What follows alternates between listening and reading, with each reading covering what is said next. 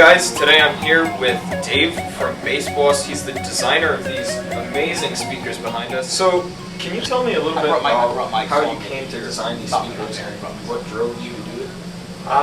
Many years ago, I worked in high-end hi-fi, basically high-end hi-fi. And I also used to go at clubs, and I was just completely destroyed by the difference in sound quality. I wanted the sound quality that I got in high-end hi-fi when I went to the club. So that was what really started the ball rolling. Started doing professional sound installations and system designs. And I was always like, this stuff is too expensive for what it costs for what I get out of it. It's just not working. So these different things led me to go, how can I make this better? How can I make this better? How can I make this better? It's also working with minimal resources in terms of dollars. So always try to make the best and put the most value into each individual part as we built it. Eventually, I got together with a partner and we created a product line with those sort of goals in mind.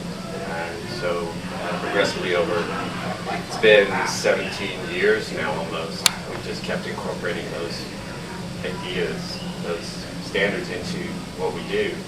And we put extremely high quality components, build them in the United States, tune them very carefully, very specifically, so that you get the best possible value out of it and it lasts a very long time.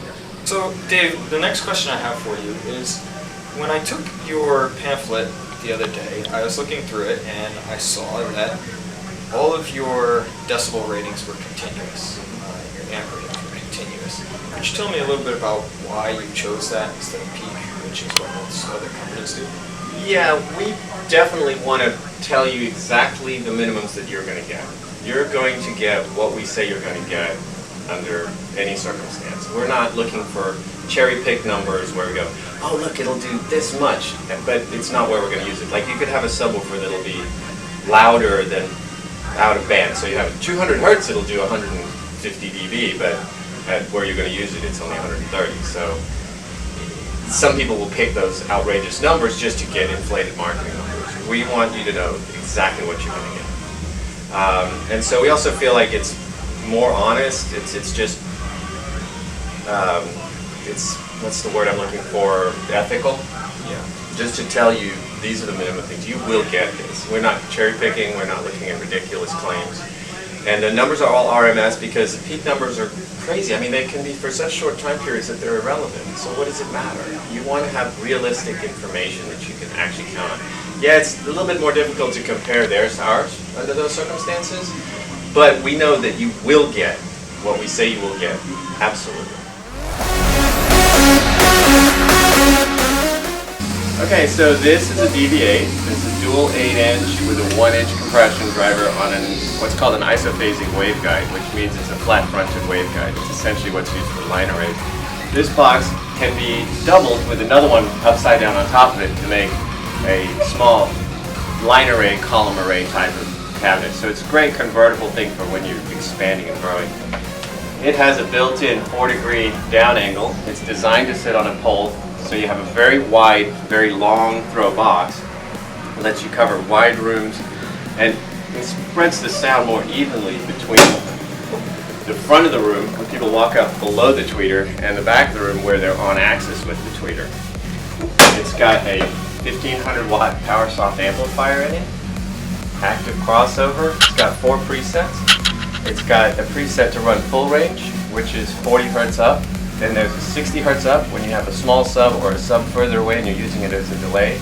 And then the top 2 presets of 3 and 4 are for when you have it with a sub. And each preset takes less power for the low end, which allows the rest of it to get louder, so you can run loud with a sub in the top. And it weighs 42 pounds, goes on a pole, and has handy handles, and everything's protected by the handles on the back, so the connectors.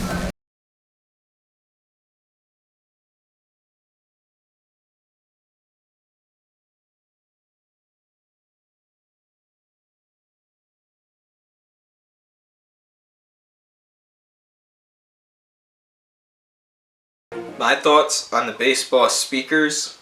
Well, the demo room was more of a demolition room. the room was almost completely destroyed. Ceiling tile paint dust was coming down. The lights were popping out of their holes in the ceiling, and you could see them swaying when the speakers were running in the demo earlier in the video. They were just so loud, and the BASSBOSS demo room was the only one that was destroyed compared to QSC or Pioneer, which were the other two that I did